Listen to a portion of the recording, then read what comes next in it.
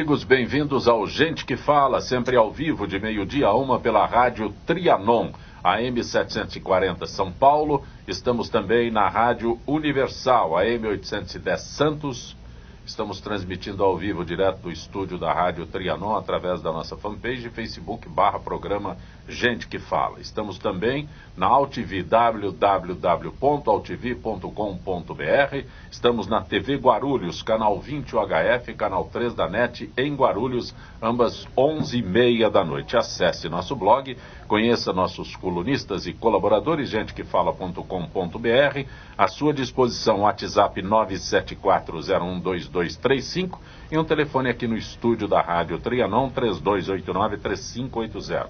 Hoje, gente do MPD que fala, uma parceria com o movimento Ministério Público Democrático, todas as quintas-feiras, sempre com apoio da revista Justiça e Cidadania, representando o Ministério Público Democrático MPD, a promotora de justiça, que é presidente do MPD, doutora Laila Chucair. Que bom tê-la aqui, doutora Laila. O prazer é nosso. É muito bom. Gostamos muito dessa parceria. Também conosco o advogado Jorge Eluf. Boa tarde, Jorge. Boa tarde, Zancopé. Mais uma vez um prazer estar aqui no seu programa e na companhia de pessoas tão ilustres como a doutora Laila Chucair, e o doutor Felipe Balera. É um prazer. Doutor Felipe Balera, prazer tê-lo aqui. Boa tarde a todos, boa tarde, Zancopé, doutora Laila, doutor Jorge. É um prazer estar aqui.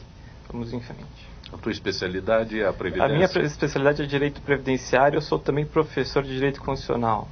Vão mudar a Previdência? Acredito que sim. Tem uma proposta de emenda constitucional, agora tem todo um trâmite. Espero que não seja da forma como está sendo proposta, mas que vai haver alguma mudança. Podemos esperar para 2017. Mas teve tantas mudanças na Previdência e não se contém, esse pessoal não se contém em querer botar a culpa no trabalhador? Pois é, a culpa sempre recai naquele que é o mais fraco do elo, né, que é o aposentado trabalhador que contribui e depois, na sua velhice, já não tem como se manter com a aposentadoria nos moldes como ela está sendo paga pelo governo. Não posso deixar passar, porque o aposentado só pode protestar. Eu não tomo mais o meu remédio de pressão, né? Eu não tomo o meu remédio de diabetes. É a única coisa que o aposentado pode protestar. O aposentado pode muito bem ir até o Senado, até Brasília, no Congresso Nacional e apresentar sua manifestação. Por que não? Que bom. Tem que manifestar, tem que colocar para fora. Mesmo porque, aproveitando, eu gostaria até, caso o doutor pudesse esclarecer, é possível fazer uma auditoria para verificar a atual situação da nossa Previdência e por que não foi feita?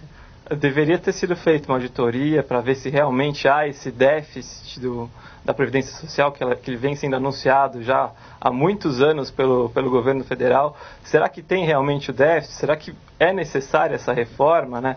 Quanto tempo será que aguenta o saldo da Previdência para pagar as aposentadorias? E seria interessante como transparência, né, para a população. A gente está sendo empurrado uma reforma aí, a gente não sabe realmente qual que é o tamanho do déficit da Previdência e se há realmente esse déficit da Previdência. Então as contas públicas deveriam ser mais transparentes, né, especialmente essas que trazem direitos, né, para os trabalhadores que visam uma aposentadoria futura, que nas perspectivas só será após os 65 anos de idade. Para quem sobreviver.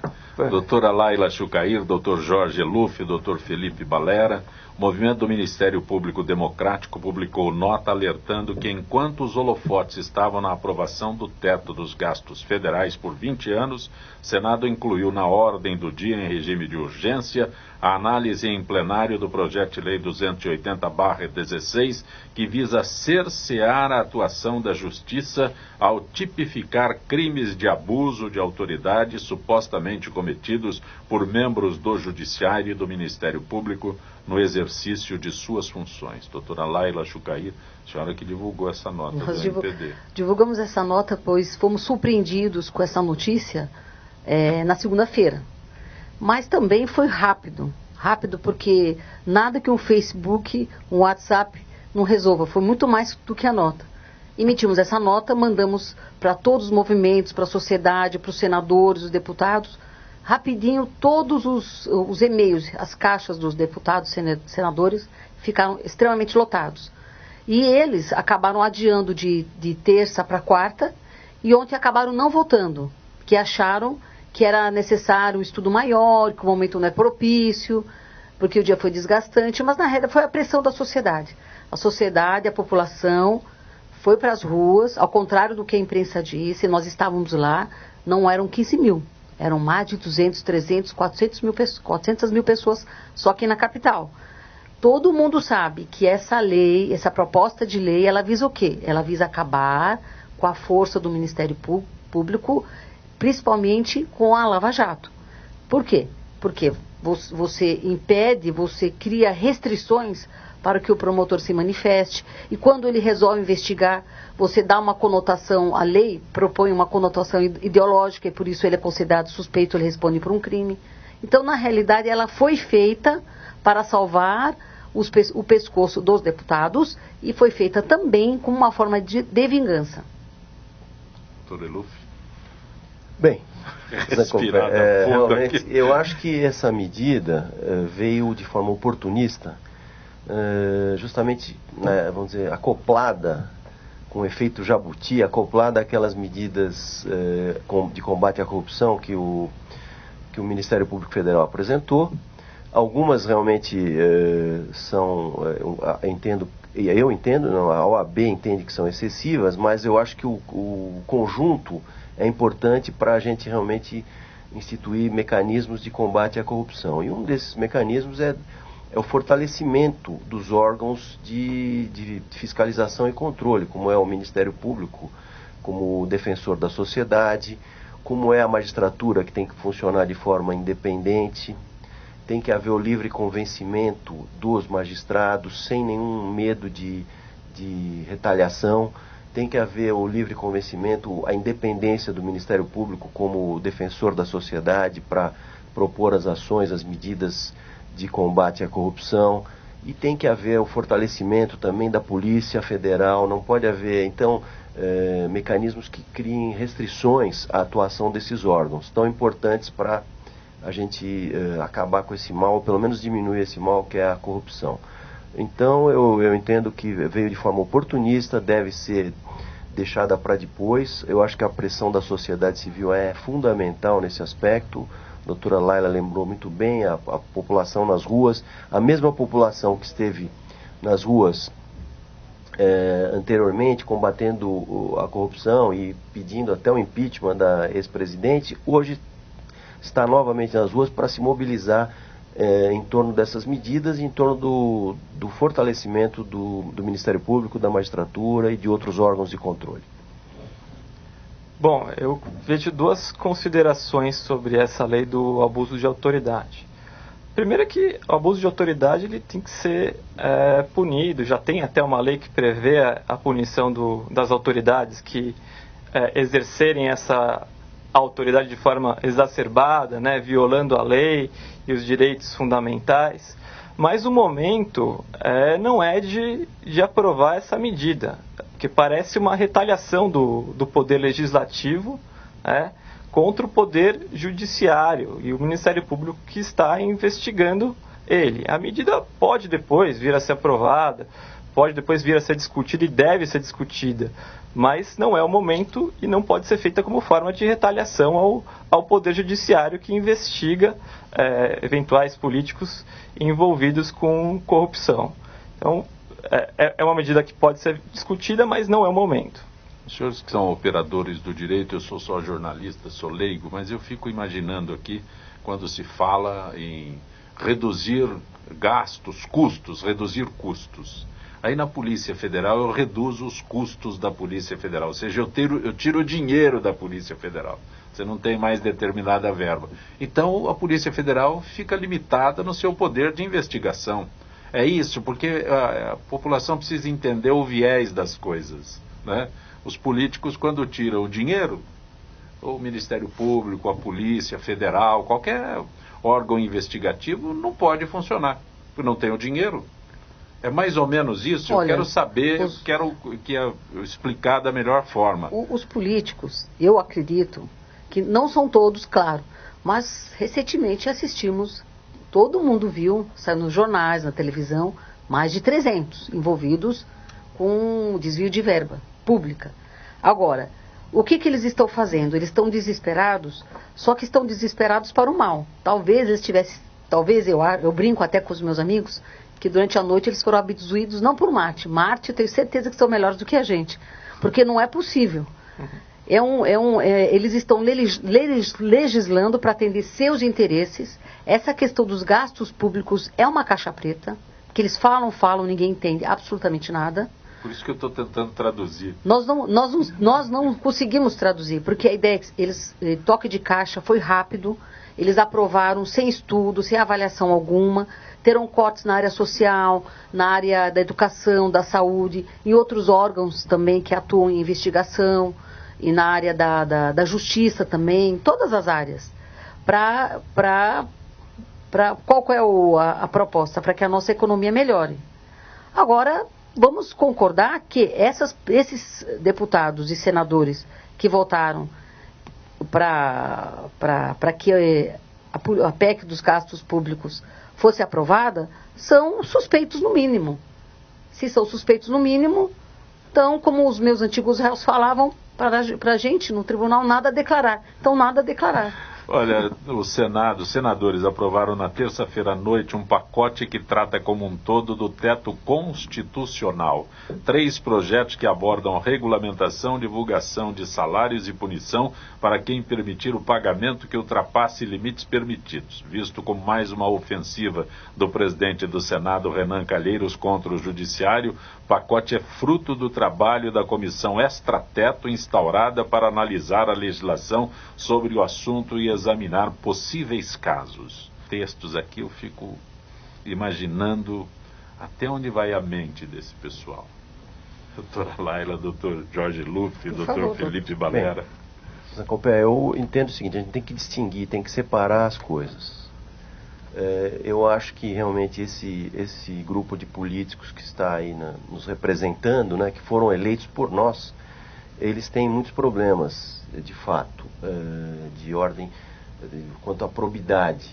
Mas eu entendo, por outro lado, que há temas que devem ser enfrentados. Um desses temas é a questão do teto constitucional. Afinal, já existe esse teto.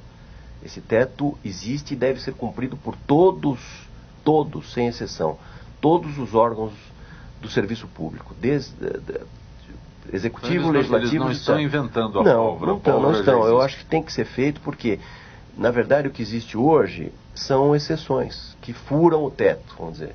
Há setores do serviço público, em todos os poderes, aí eu não excepciono ninguém, do judiciário, do executivo, do legislativo, do Ministério Público, em que há excesso de recebimento além do teto constitucional. Então essa questão precisa ser enfrentada, precisa ser regulamentada. Vamos ver o que é teto, o que pode ficar fora do teto. Existem verbas de fato que devem ser excepcionadas, por exemplo, 13º, verbas indenizatórias, mas vamos regulamentar isso aí. E a partir daí vamos exercer o poder fiscalizador sobre esses órgãos, para que ninguém fure o teto mais. Olha, eu concordo plenamente com o Dr. Jorge. O teto ele já tem previsão constitucional, por isso que ele é teto constitucional, está no artigo 37. O que acontece é que ele não vem sendo cumprido já há muitos anos. Muitos membros do Poder Judiciário, até do próprio Poder Legislativo, recebiam os chamados supersalários, né, que extrapolavam em muito o teto constitucional, que é a previsão de que o máximo que se pode receber no poder público é o salário do ministro do Supremo Tribunal Federal. A regulamentação eu vejo com bons olhos, ela é bem-vinda, deve ser regulamentada para fixar realmente qual que é o que é a remuneração, o que está no teto e o que é excepcional e pode extrapolar esse teto constitucional. A medida ela é adequada, ao meu ver, e tem que ser discutida nesse momento. Não, a questão do teto tem que ser enfrentada, regulamentada. Esse tema, eu acho que os doutores bem esclareceram. O que nos preocupa é a parte da PEC que fala da contenção dos gastos públicos, que também deve ocorrer, mas que afetará a população mais vulnerável. São aqueles que necessitam dos serviços de saúde e os serviços de educação. Eu já fiz referência a isso. O que me causa, né, apreensão é quando se fala nos gastos públicos, reduzir os gastos públicos, me dá a impressão que a saúde e a educação estão com um superávit de investimento. Eles alegam tudo isso mesmo. A justificativa é essa. Que eles alegam que estão morrendo nos postos de saúde, fora de São Paulo, então o quadro é muito pior. Educação não existe, mas aí eu contenho o que eu já não aplico na educação e na saúde. Ao invés, porque eles alegam que existe verba suficiente para saúde e educação. Então, por que... Onde estaria? Não, então, se eles alegam... Onde eles alegam. Então, se eles alegam que essa verba... Por que está um caos a nossa saúde e a nossa educação? Tudo é feito sem estudo, sem pesquisa, sem avaliação. Óbvio que há desvio de verba. Óbvio. Todo mundo sabe aqui em São Paulo, tem inúmeras unidades, hospitais e SUS, e falta uma medicação, falta uma série de coisas, que envolvem não só a área pública, a área privada também. Então, o que nos entristece é que, mais uma vez, a população sofre um golpe muito grande, porque não sabemos qual é a pressa de resolver esta questão do corte de gastos que pedimos toda a sociedade, movimentos sociais, pesquisadores, universidades, para que tomasse cuidado com a questão da saúde e educação. Não deu certo. Então, ficamos muito preocupados, porque é um governo que não demonstra preocupação com o desenvolvimento do país. E um país que já tem uma educação de qualidade precária, tende a piorar. Se ensinar o povo, se educar o povo aprende a votar, doutora Laila. Eu ia falar, mas já que você falou... Não, mas é básico isso, é básico. Da educação o povo aprende a votar. Claro. Aí vota corretamente, o Tiririca não vai... Aliás, Tiririca para mim é uma grande decepção. Ele diz que pior que está não fica, mas ficou pior do que estava. Então, as pessoas aprenderiam a votar. Esta é a situação. Isso é verdade. Sobre esse aspecto é verdade. Melhorar a educação. Essa é uma necessidade urgente, dentre todas as reformas aí que estão sendo preconizadas, é a reforma política. Porque essa, sim, que vai nos trazer os representantes autênticos do povo, que não haja distorções como ocorre hoje com esse sistema político totalmente viciado. Então a reforma política, eu creio que vai ser a mãe de todas as reformas. Senhor, quais pontos o senhor, Dr. Jorge Eluf, o senhor destacaria numa...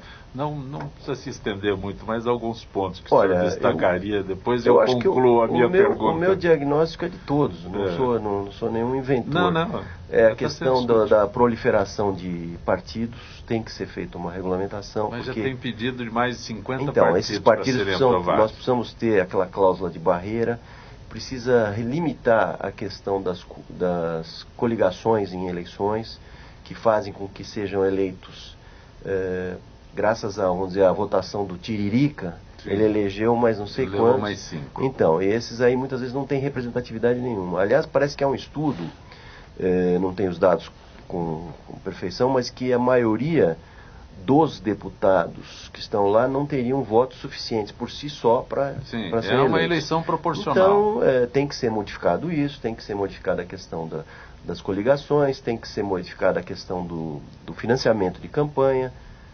Agora, nessa última campanha, nós já vimos que houve uma redução bastante substancial nos gastos de campanha, porque antes a gente via os eleitos na base de dinheiro. Na base de dinheiro para fazer propaganda, na base de dinheiro para comprar voto. Tudo isso aí existe, nós sabemos. Caixa 2. Hoje teve um depoimento de um desses delatores. Ele diz claramente o que... Aliás, um ex-tesoureiro do PT, perdão, também está indo na delação. Ele diz que claramente que o que todo mundo sabe... Não existe eleição sem caixa 2. Não existe. Praticamente todos, eu não vou dizer todos porque eu não tenho prova de que todos, mas praticamente quase todos têm caixa 2, tem o informal, os recursos informais. Só o que eles declaram para o tribunal eleitoral, o valor que eles declaram. É impossível que Então, alguém tenha sido eleito com aqueles valores. É tão comum isso que nós tivemos no episódio do Mensalão, não sei se recordam, um dos advogados renomados que estava defendendo um dos acusados foi na tribuna do Supremo e disse: não, o meu cliente não praticou corrupção, ele praticou meramente caixa 2. Ao que foi imediatamente interpelado pela ministra Carmen Lúcia, falou: mas como é que o senhor tem coragem de vir aqui na tribuna do Supremo dizer que o seu cliente não praticou nenhum ato ilegal, só caixa 2? Pelo amor de Deus, quer dizer, é uma coisa... Agora eu vou complementar, doutor Eluf. Uma reforma política é votada por políticos. Se fizerem parte desses itens que o senhor destacou aí, eles se dariam um tiro no pé. Talvez fosse o caso de convocar até uma assembleia específica para fazer a reforma política, com pessoas que não vão poder se candidatar depois. Uma constituinte, não, uma constituinte limitada à reforma política. Reforma. As pessoas seriam eleitas, fariam a reforma política e tchau. Não poderiam se candidatar mais. O risco que corre é querer mexer na Constituição, né? Esse é um não, risco. mas se eles mexem para o lado deles, porque não podemos mexer para o bem geral da nação? A gente não pode, doutora Laila. Uma possibilidade seria colocar um referendo ou um plebiscito na reforma política para depois a população também poder votar e participar dessa reforma que também concordo, de fundamental importância para o nosso país. Os senhores é que são advogados, mas eu estou questionando aqui porque eu vejo, a doutora Laila falou, quando eu me referi aos aposentados, eles podem ir lá protestar. Não adianta nada protestar. O motorista de ônibus que faça o movimento, ele para o ônibus, não transporta ninguém, a população sofre e tal. Os donos das empresas saem correndo e dão um jeito nessa situação. Agora, aposentado não pode fazer nada. E a população pode fazer menos ainda quando se trata de no caso que estamos comentando aqui, de uma reforma política. Bom, pelo menos na próxima eleição... Meu desencanto com os políticos é enorme. Não, todo mundo está dizendo... Né? Porque a população... Aliás, se refletiu nas últimas eleições, com a abstenção de mais de 30%, com votos nulos, brancos ou de simplesmente não compareceram. A nossa população, Zancopé, será que ela sabe para quem ela está votando? Não sabe. Será que ela sabe que aquele deputado, aquele vereador, aquele senador está há mais de 10, 15 anos no poder? Será que ela sabe que é necessário limitar a permanência dele na política, porque isso é saudável à democracia? A senhora se refere a um número limitado de mandatos. Número limitado de mandato. E outra coisa, será que alguém que vota vai verificar quem é esse candidato? Ele foi vereador, deputado, senador, deixa eu ver o que ele fez.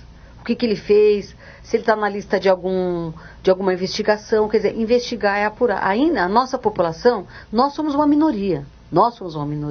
A nossa população ainda é hipnotizada por aquilo que os meios de comunicação oferecem para elas. O quê? Música, entretenimento. Elas não têm tempo porque trabalham o dia todo de acessar a internet, de ler jornal. E é aquilo que você falou, que é a questão da educação. Então eu acho que cabe os meios de comunicação e cada um de nós ter esse papel de exigir que haja mais informações quando ocorrer alguma eleição, para que as pessoas pesquisem, verifiquem quem é o candidato, o que ele fez para o seu bairro, o que ele fez para a sua comunidade, quem é ele. Isso ajudaria muito. A senhora se referiu a um número limitado de mandatos. Lá na Câmara Federal, que é onde pode acontecer essa alteração, tem lá deputados federais com 6, 7 mandatos, né? Então estão lá há 25, 30 anos. Esse cara, posso até chamá-lo assim, porque esse cara não vai querer mudar. O outro que vem atrás, que tem só 2 mandatos, ele quer atingir os 8 mandatos que o outro tem. Então é onde eu falo que é um tiro no pé. A gente, o cidadão comum, não pode fazer nada. Mas agora nós temos muitos movimentos de rua que não são ligados. Não dão a mínima atenção. Não, por enquanto. Mas aí aprovaram do gastos, mas do abuso de autoridade não. Ficaram com medo, ficaram preocupados. Ficaram muito preocupados. A gente descansar um pouquinho, for cantar os cantos natalinos lá, eles vão até trabalhar no Natal. Aí é complicado, não entender. O desencanto que a gente tem. Isso é verdade. E é muito difícil que a gente possa se expressar. Esse é o detalhe. Desencanto são eles que votam essas leis que nós estamos comentando que são necessárias. Sem dúvida, Zancopé, mas eu acho que nós não devemos entregar os pontos. Não, lutar sempre cobrar, e lutar, e etc. Até denunciar, punir quando forem pegos com a mão na massa, tem que ser punidos, etc. Então, isso que é fundamental, o papel da sociedade civil com órgãos como o Ministério Público, com a OAB. A OAB é um representante da sociedade civil nesse aspecto, está sempre fiscalizando, sempre atuando de forma a cobrar dos nossos representantes, dos nossos dirigentes, posições coerentes com a importância do interesse público. A gente só não pode esquecer que a finalidade, o Estado ele só existe para garantir um bem-estar social, né? Para garantir que as pessoas consigam viver em comunidade de forma adequada.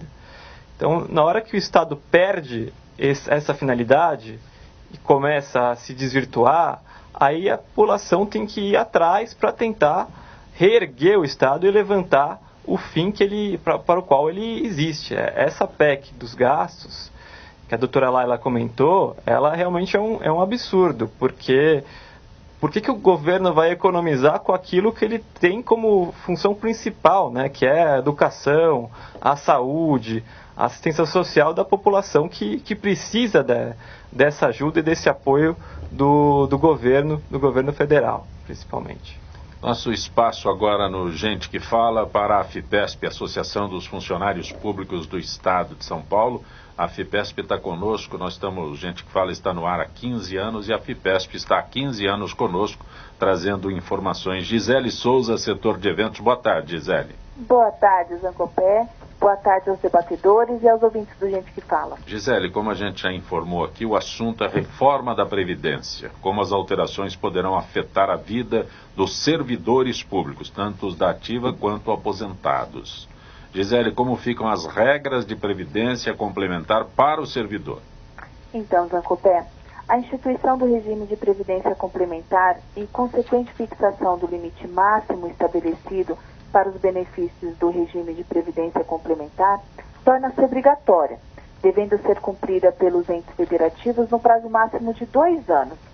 Além disso, foi retirada a exigência de que o RGPS precise ser operado por entidade fechada de previdência complementar de natureza pública, com a finalidade de possibilitar uma maior concorrência entre instituições aptas a ofertar planos de benefícios aos entes federativos. Porém, continua valendo a regra de que o limite do RGPS só alcança os servidores que ingressem no serviço público posteriormente à instituição do regime de previdência complementar, ou que ingressaram anteriormente, mas fizeram essa opção. Embora a adesão do servidor público na condição de participante do regime de previdência complementar seja facultativa, conforme previsto no artigo 202 da Constituição, a incidência do limite máximo de benefícios do RGPS para os servidores que ingressarem depois da instituição da previdência complementar pelos entes federativos é obrigatória, Zancopé. Mas, Gisele, a quais servidores se aplicarão as regras permanentes da Constituição Federal? As regras permanentes serão aplicadas de forma plena aos servidores titulares de cargo efetivo dos entes que possuem regime próprio de previdência social, cujo ingresso no serviço público ocorra depois da instituição da previdência complementar ou que, tendo ingressado antes, optem por esse regime e que tenham idade inferior a 50 anos, homem, ou 45 anos, mulher. Os servidores que tenham idade superior a essa serão alcançados pela regra de transição, desde que cumpram todos os seus requisitos. Os servidores que não tenham atingido essa idade, mas cujo ingresso seja anterior à instituição da Previdência Complementar, estarão sujeitos ao artigo 40, porém, não terão seus benefícios limitados ao teto do RGPS. Gisele, uma pergunta para uma categoria específica. A reforma altera as regras dos policiais militares? Sim, Zancopé. Os policiais e bombeiros militares passam a observar as regras dos servidores civis, artigo 40. Porém, essa alteração é imediata para os futuros policiais militares. Para os atuais, caberá aos estados e o Distrito Federal legislarem sobre a regra de transição, observada a idade mínima de 55 anos para reforma ou reserva remuneradas no COPE. E para o próximo programa, teremos mais informações sobre a reforma da Previdência do servidor público. Gisele Souza, agradeço tua gentileza mais uma vez com o nosso Gente que Fala. Uma boa tarde. Boa tarde, Zancopé, e boa tarde aos ouvintes do Gente que Fala. Como toda quinta-feira, gente do MPD que Fala, parceria com o Movimento do Ministério Público Democrático, apoio da revista Justiça e Cidadania. Conosco hoje a doutora Laila Chucair, que é presidente do MPD. Não é presidenta, né? É presidente. Não, eu prefiro continuar sendo presidente. Advogado Jorge Luff e advogado previdenciário doutor Felipe Balera. Quando eu converso aqui com a Gisele sobre funcionário público, é um regime diferenciado, está sendo igualado? Sim, Quando eu coloco o regime diferenciado, eu começo com a contribuição. A contribuição é diferenciada do servidor público, é diferente a contribuição do servidor público e a do setor privado. São dois regimes distintos, né? Os servidores estão ligados a regimes próprios de previdência social e cada ente da federação tem o seu, como diz, o próprio regime de previdência. E eles contribuem para esse regime próprio de previdência social, que é diferente do regime geral, dos trabalhadores em geral, os demais trabalhadores que não são servidores públicos. Com as novas regras propostas nas emendas constitucionais, e principalmente nessa proposta de emenda constitucional que tende a alterar a previdência social, está cada vez mais se aproximando a previdência do servidor público da previdência do regime geral. As regras elas estão ficando cada vez mais parecidas. E o ponto final vai ser com essa reforma que se anuncia, que provavelmente vai acontecer em 2017, tanto para o regime geral da Previdência Social, quanto para o regime próprio da Previdência Social. E é claro que cada um contribui para o seu próprio regime. Os vinculados ao regime geral contribuem para o INSS, enquanto que no regime próprio cada ente da federação tem a sua própria instituição que vai arrecadar essas contribuições para depois pagar o benefício correspondente. Algumas perguntas aqui, doutora Laila, o Jaime do Jardim Bonfilhole, nosso indefectível Jaime. Doutora Laila, a senhora teria a estimativa do número de juízes, procuradores, promotores que foram punidos por abuso de autoridade? Ele diz aqui, lembrando que já há legislação para esse tipo de punição. Não, a legislação, número eu não tenho, mas eu posso dizer que, que os juízes e os promotores, os procuradores, eles são fiscalizados. Nós temos uma corregedoria rigorosa, eles acompanham o nosso trabalho. Nós também somos fiscalizados pelo Conselho Nacional de Justiça, pelo Conselho Nacional do Ministério Público, e é evidente que um promotor, um juiz ou um procurador que pratique qualquer tipo de delito, inclusive de abuso de autoridade, ele responde por isso sim. Existe a nossa própria instituição exige muito de nós, de postura, de trabalho, de seriedade, e eu até acredito que ele esteja perguntando, Jaime, porque há necessidade de uma nova lei de abuso de autoridade. Pois é, como ela foi feita, no momento, é a necessidade dos políticos que estão sendo investigados, e alguns já foram punidos, estão sendo punidos pela Lava Jato, de fazer um tipo aberto. O que é um tipo aberto?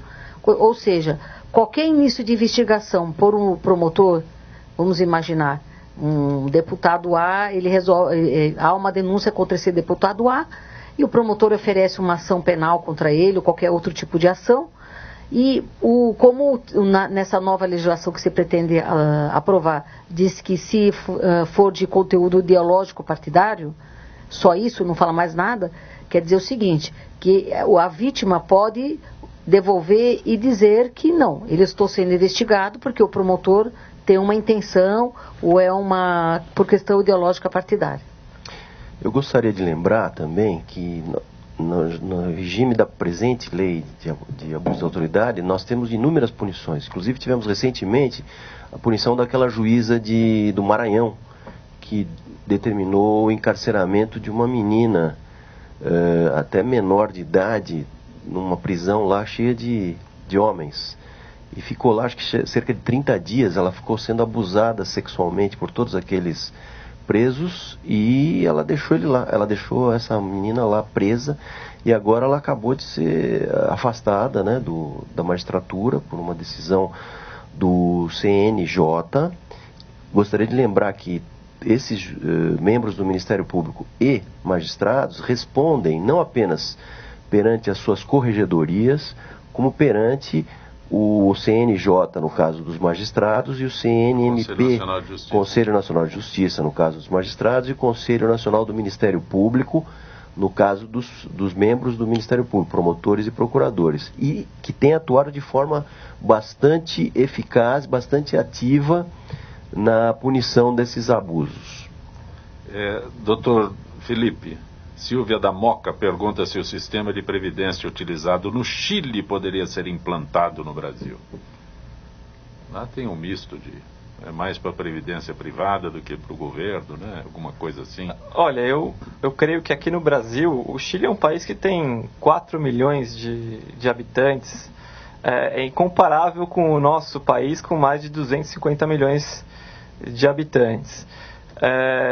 Eu não sou um expert no sistema previdenciário chileno, mas eu creio que a contribuição também do Estado para a Previdência Social, ela tem que ser efetivada, porque, caso contrário, o trabalhador não tem tão bom no momento que ele mais precisa, que é a idade avançada ou talvez uma invalidez. Dr. Jorge Eluf Marcos de Pinheiros, em que medida é uma infração jurídica uma prefeitura ou um governo estadual não pagar precatórios alimentares e não ocorrer nenhuma punição aos governantes? Não, esse é um problema muito antigo, né? Parece que agora vai ser resolvido, porque acaba de ser aprovada uma PEC. São Paulo município não paga, São Paulo Estado não paga. A União parece que está em dia, viu? Agora o Estado está muito atrasado e os municípios também. Em tese, cabe uma intervenção nesses entes, mas na prática não ocorre. Por que adianta... Quando o Mário Covas era governador, houve uma ameaça de intervenção no Estado. Adianta... Ele falou, pode mandar a interventora aqui, porque não vai ter o dinheiro para pagar e pode assumir. Então agora parece que esse assunto... dinheiro eu pago. Esse assunto parece que está sendo resolvido agora com a aprovação de uma PEC que dá um prazo até 2020 para serem pagos todos os precatórios já expedidos. Então vai ser uma ordem de uma PEC, né? Vamos ver o que vai acontecer. Esperamos que isso se concretize. As pessoas têm que viver até 2020. 2020 falta pouco até. Zildete Leal, ela é advogada e manda uma série de mensagens pelo Facebook. Está parabenizando a doutora Laila Chucaíra, Zildete Leal, doutora Laila. Diz que a PL 280 é uma vingança contra o Judiciário e o Ministério Público. A Zildete acrescenta que estão legislando em benefício próprio e na calada da noite. A PEC dos gastos públicos é um absurdo. Estamos vivendo uma total insegurança jurídica e foro privilegiado precisa acabar. Esse é o ponto final das mensagens da Zildete Leal através do Facebook, ela que é advogada. Um abraço, Zildete.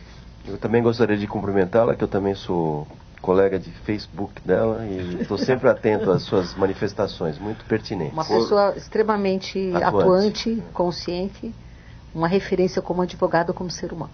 Foro privilegiado, é esse outro ponto. Esse é um outro ponto. O foro privilegiado, na verdade... São eles mesmos que terminariam com o ele precisa ser readequado, né? Sim. Tem que ser restringido só aos chefes dos 3 poderes. Então, o presidente da República, governador, prefeito, em cada área de atuação, o presidente da Câmara dos Deputados, o presidente do Senado, presidente de Assembleias Legislativas, cada um respondendo perante o tribunal competente.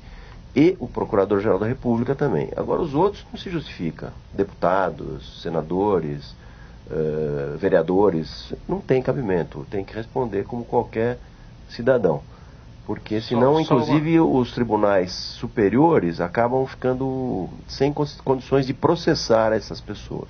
Outro dia eu vi um exemplo até simples demais, quando nós tivemos essa medida que o o ministro Supremo afastou o Renan, aí falou, se o negócio de foro terminar com o presidente, alguém pede o afastamento do presidente dessa forma.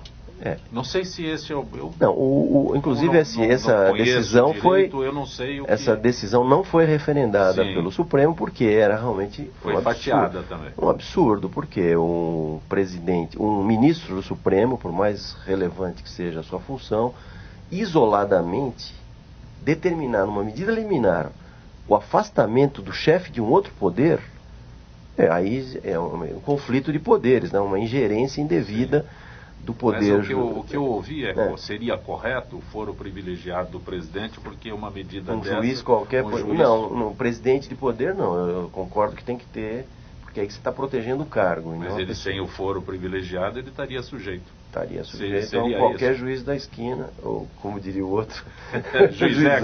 Qualquer juiz. Doutora Laila Chucair, doutor Jorge Luff, doutor Felipe Balera. O ministro Luiz Fux, do Supremo Tribunal Federal, determinou que a Câmara dos Deputados analise novamente o pacote anticorrupção, projeto de iniciativa popular originado a partir da campanha 10 medidas contra a corrupção do Ministério Público, colheu mais de 2 milhões de assinaturas, mas a Câmara derrubou vários pontos importantes da proposta original antes de votá-la há 15 dias. Em briga interna, o ministro Gilmar Mendes, também do STF, disse que Fux deveria fechar o Congresso e dar a chave à Lava Jato. Se quiser.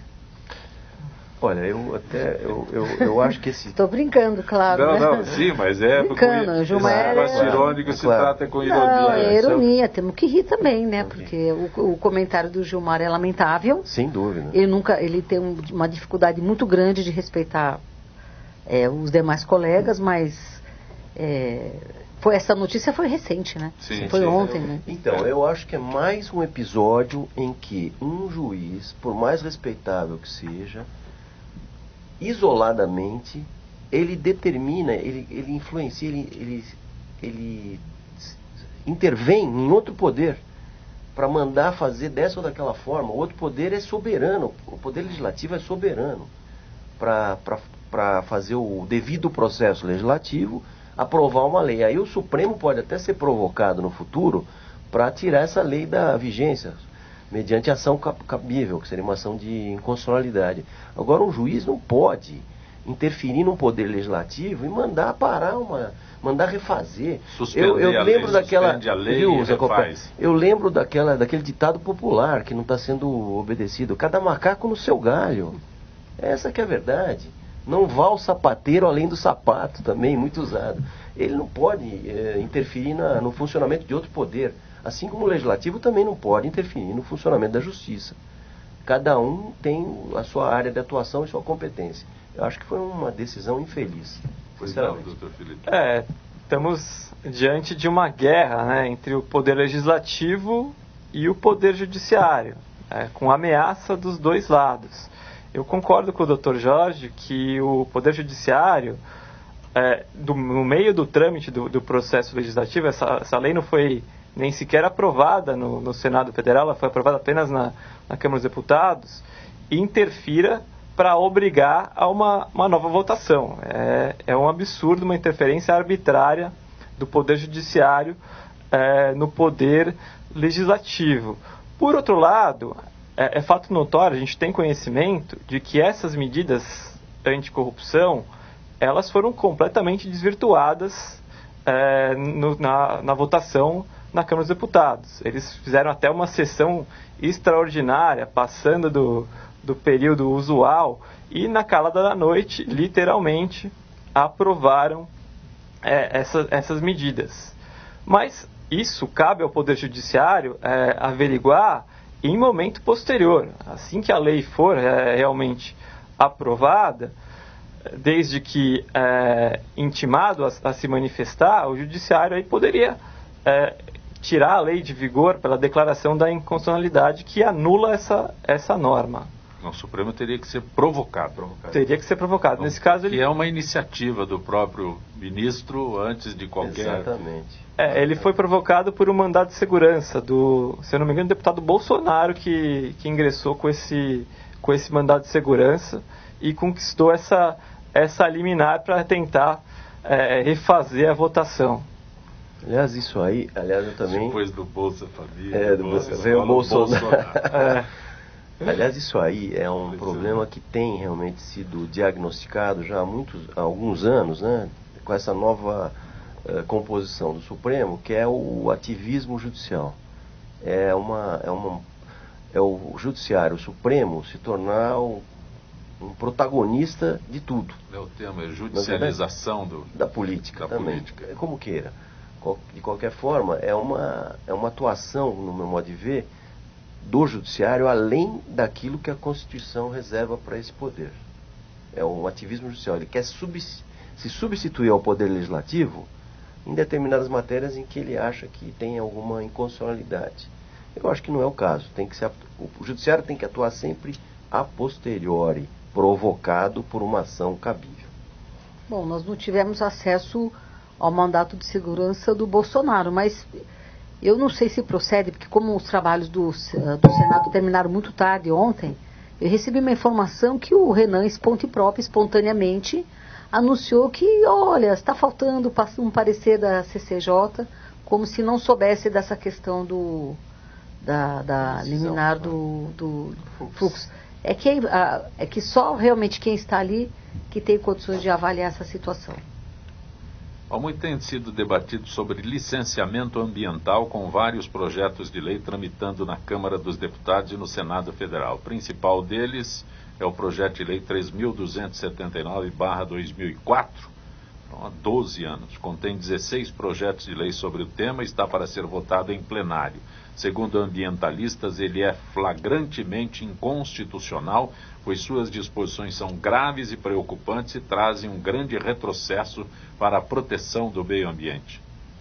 Olha, uma das inconstitucionalidades que me chamou a atenção nesse projeto, à primeira vista, é uma inconstitucionalidade formal, porque o projeto ele quer tirar a vigência das leis estaduais e as leis municipais que também protegem o meio ambiente. A nossa Constituição Federal, ela trata o meio ambiente como uma competência comum, ou seja, cabe à União, aos estados, aos municípios e também ao Distrito Federal, a proteção do meio ambiente. Então, todas as esferas, tanto federal, estadual, municipal, tem que contribuir para essa proteção.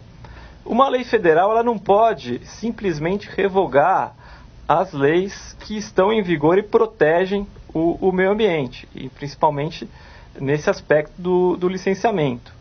Então, já esse ponto da inconstitucionalidade formal.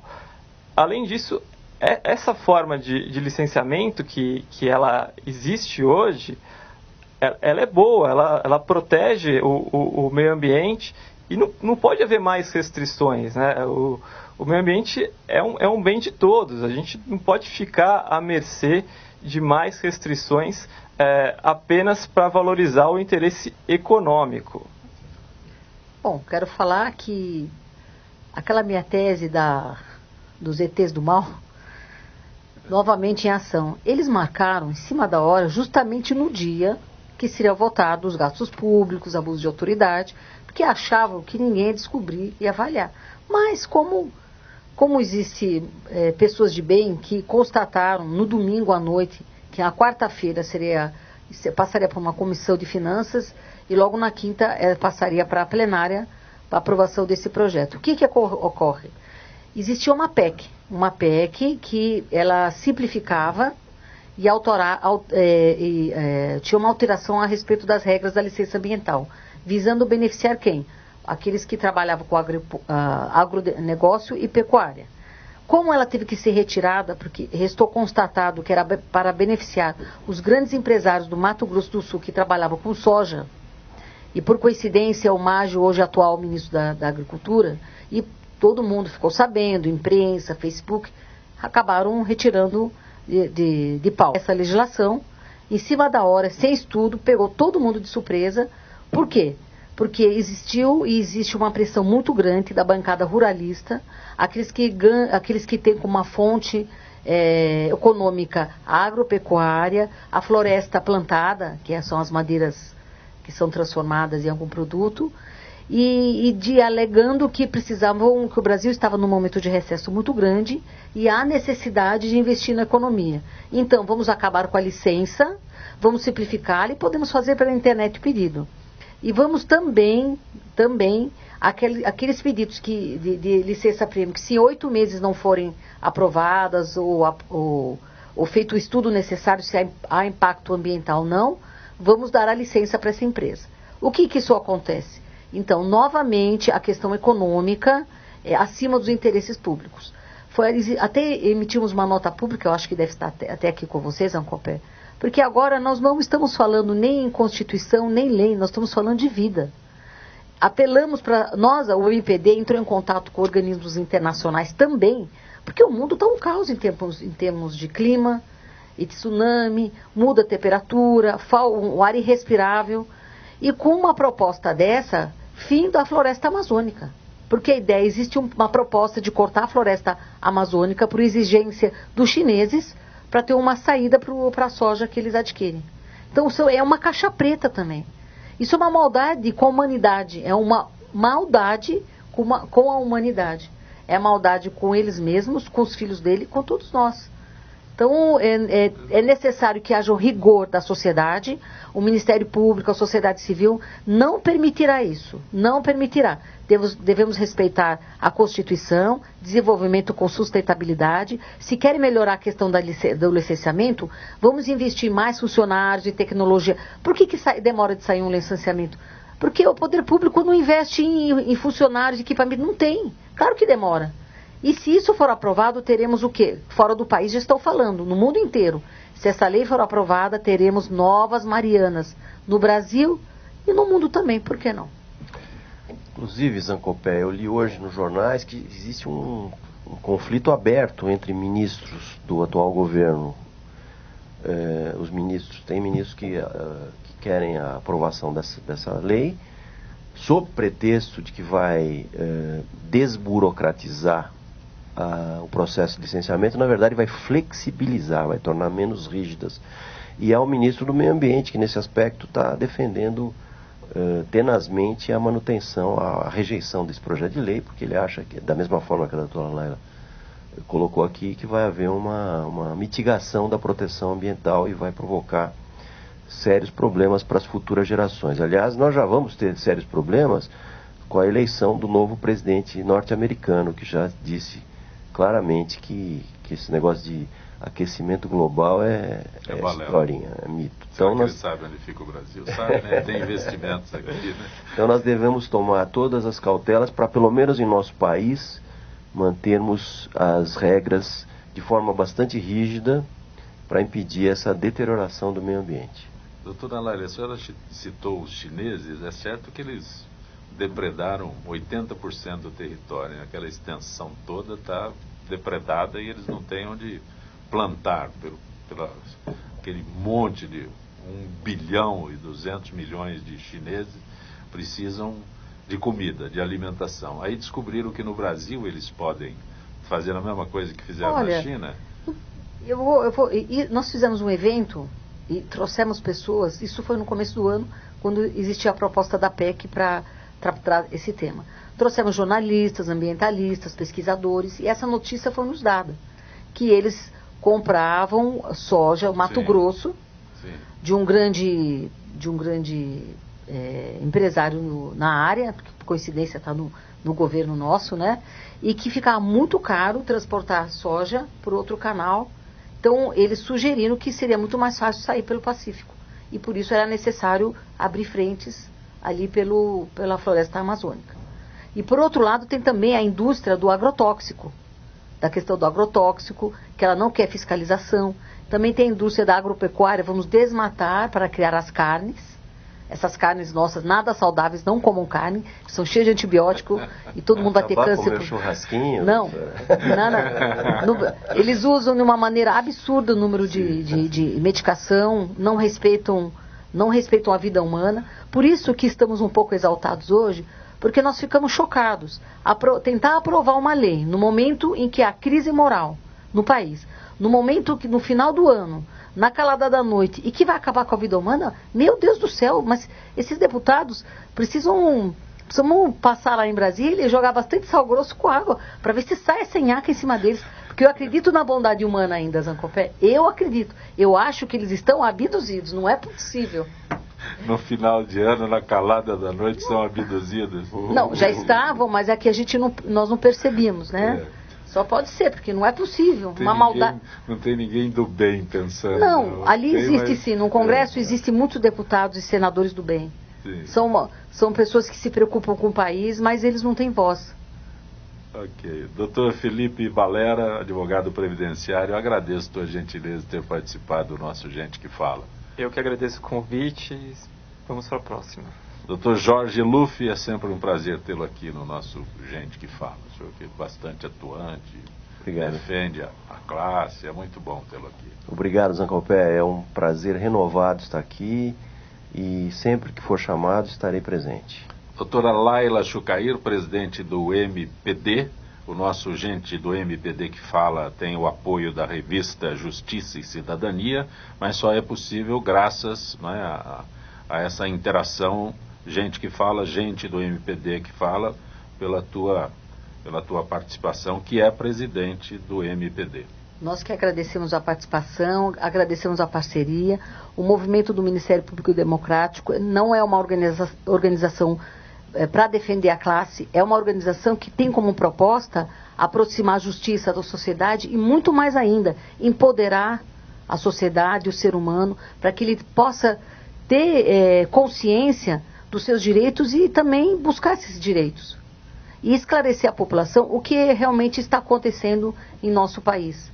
Então é a proposta, esse é o trabalho da nossa associação. Continuaremos juntos em 2017. Sempre. 2017 já está aí, pertinho. Gente que Fala tem a direção-geral do jornalista Fausto Camunha, a diretora de produção Zenilda Salvato, redação Pedro Esquiavon, produção cultural Ricardo Godoy.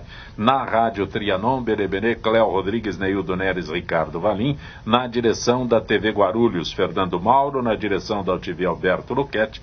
Na técnica, James Eduardo, Paulo Afonso e Iago Matsumoto. Estaremos de volta amanhã, meio-dia. Gratos, até lá.